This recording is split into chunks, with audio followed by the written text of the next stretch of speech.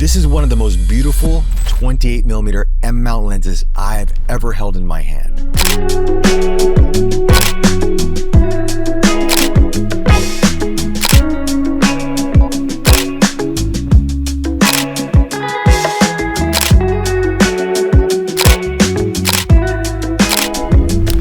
But there's a caveat to this lens, which could be a deal breaker for some of you out there.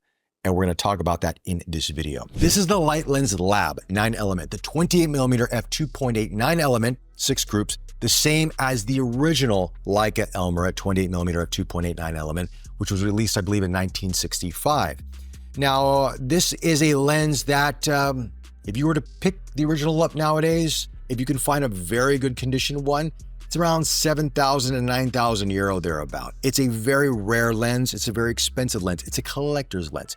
Now, optically, it's not a fantastic lens, but SecretLab has addressed that. They kind of call this the new and improved version of it.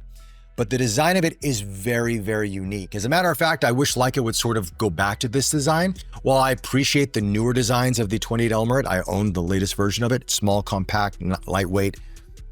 This is really beautiful to hold. Now, the original Elmer was made of aluminum. This is brass alloy, so it's gonna have a little bit more heft to it, coming around 300 grams. But let me tell you something, if you never used a SecretLab lens before, now I have other videos, you can check those out, the 35-8 element, the 50 Elcon, the 50mm sort of Cook-inspired lens, and of course my favorite, the 50mm f1.2, they call it the 1966, an homage to the first Noctilux that Leica made. This lens that SecretLab has made is phenomenal. It is beautiful. The rendering is almost exact, except it's a bit sharper and a little bit warmer in tone. I've got another video on that. You can check that out. But I will tell you, their build quality is exquisite. In my personal opinion, out of all the third-party Leica M mount manufacturers out there, they are number one when it comes to kind of doing almost a one-to-one replica of the lens, but also maintaining the image quality and the look. But I don't want to call them replicas because I call them homage pieces because they're just so beautifully made. It goes beyond a replica in my personal opinion. So these are works of art, and this lens exquisites all of that. The focus tab on this has a lock here, but it's very smooth to the touch, very easy to turn. It's just buttery smooth. The apertures have some nice tension to it, just like a Leica lens here. It does have a larger rear element to this. That's why I have this rear cap here, which is made of metal, by the way, which is quite nice. And it's got this very interesting hood. And this hood is kind of what makes the look of the lens, my personal opinion. Look at that. Look how cool that looks there. That is absolutely awesome. And it just has a unique design. Now, over the years, Leica's kind of streamlined it overall, but I wish they would go back to this because it's so nice. Now, SecretLab has it in 2 different colors, silver and black. I've got a black with the red markings. The silver also has the red markings as well. I personally like the black, but to each their own, right? They're both really, really nice in terms of the look and feel. Close focusing at 0.7 meters. The filter diameter is 49mm in the front. So it still maintains the same features as the original. But what SecretLab has done is they've improved the coatings on this. You have newly made in-house elements, you got fluoride elements, you got extra low dispersion elements inside of this to give you better, corrections inside. So it's gonna be sharper when you are shooting wide open, less chromatic aberration, but it'll still have some, purple and green fringing here and there. It still maintains the look, but it's got that really awesome flare that the original had as well. So they've got this mix of vintage yet modern, kind of playing around with the image quality, which we'll talk about in just a second. But I want to talk about a little bit more about this lens in terms of the rear element on this, which kind of protrudes out here.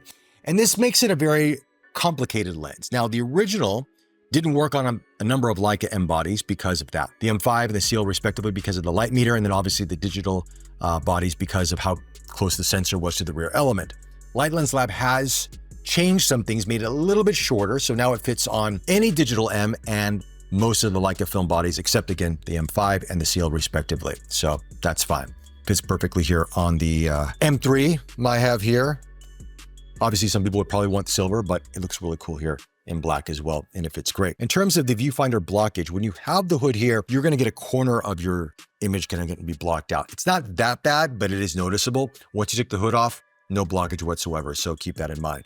Now, when I was testing out this lens, I didn't primarily use the hood because I wanted to get the flares. I wanted to kind of push the lens and see how it would handle in various different lighting situations, and it did a brilliant job for what it's designed to be. And I want to talk about the image quality now. Before we get to the elephant in the room because I think that may be a deal breaker for some of you, but when it comes to image quality, it will not be. If you like a lens with character, you want something that has somewhat of a vintage feel, but at the same time, it's sharp where you're in focus, wide open, even stopped down, this is a lens you're going to appreciate. That's one thing the Light Lens Lab has improved upon the original, which I saw the original images that people posted up online. It's kind of soft and not really well corrected. Not a really great lens, if I may say so. This is much better.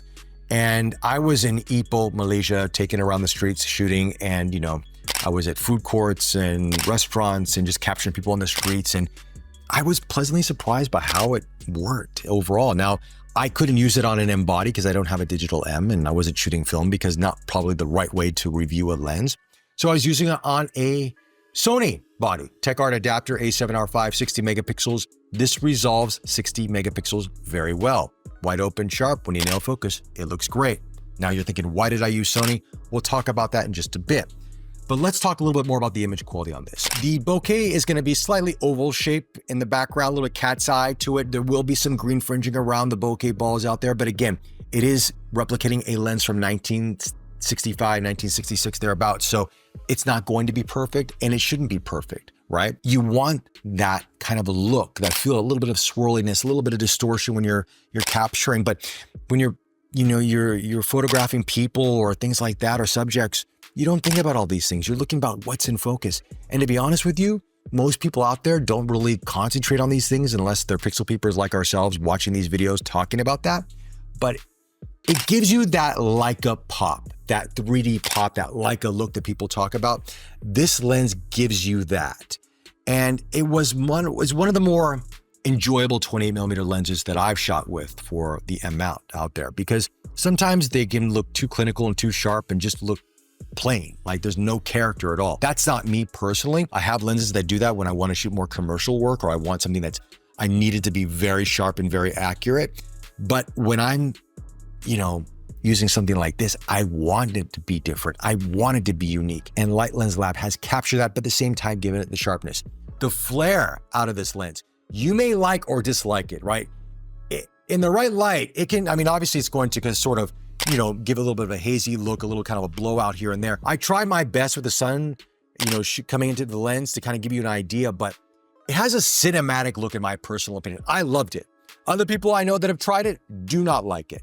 I do, to each their own. Again, that's why we get so many lenses out there, is because every lens has a different character, different look to it. And this lens, in my personal opinion, it excels at that. Okay, so let's talk about why I used a Sony camera. Not that I don't like Sony, I like Sony, but why not an SL3? Or why not the S5 IIX, which everybody's doing videos on these days because it's a really good camera for the price. I might do a video too, who knows? It's because this lens does not fit on either of these bodies. It doesn't. No, it does fit, however, on the FPL, which is odd. So if you own an FPL or an FP, you're fine. But why not these two? Well, I did talk to Light Lens Lab about this, and obviously they wanted to maintain as close as to the original of the design of this lens, and that rear protruding element does get in the way in terms of the sort of the way that the Leica and Panasonic kind of protect the sensor a bit. There's this plastic piece around it, this square piece. I don't know what the exact name of it is, but I'm showing you here in some clips. And as a result, this rear element hits that. No matter if I'm using Light Lens Lab's own adapter, which is a close focusing adapter, by the way, beautiful adapter if you're looking for one. It's not 6-bit encoded, but it's a beautiful adapter. If I was using this, doesn't work. If I used a Kip-on adapter, doesn't work. It just doesn't work, and they also know this as well. They do not say it on their website, but they should say it, because there are many SL users out there that pick up an SL because maybe their eyesight isn't great and they want to use their M lenses to keep it small, compact, but they also like the look. And unfortunately, Light Lens Lab, I don't know if they consider that or not, but they alienated, which I personally feel, a large market out there who does use the SL, or even the Lumix, for example, the S5 IIX or S5 II, or even the S9. They like to adapt lenses. You can't do it. Now, Nikon, no problem. Sony, no problem. Canon, no problem. FPL, if you own the FPL, no problem. I don't know how many people own this camera though. It's a good camera, but you know what I mean? Quite niche. So as a result, I would safely say this lens is designed for digital or film M bodies primarily. And that's sad because I would have loved to use it on the SL3. I would have loved to use it on the SL3S when I was trying it out. Can't.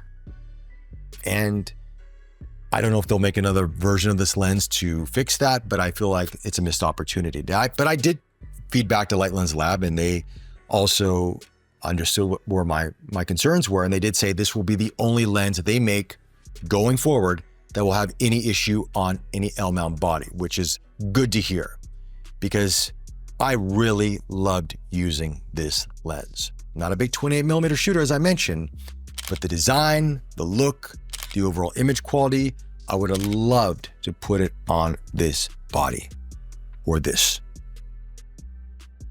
No bueno. Anyway, that's it, guys. I'd love to hear your thoughts on that part of it, but at the same time, I'd like to hear your thoughts on the image quality of this lens and the overall build quality. Do you own it? Are you looking to get one? I'd love to hear from you on this. Anyway, if you have any questions, I'll try to answer them for you as well. Once again, big thanks to Light Lens Lab and Riceball Photography, and big thanks to all of you for the support. Like, subscribe, share, really means a lot to me. Thank you, and I'll chat to you all very, very soon. Take care.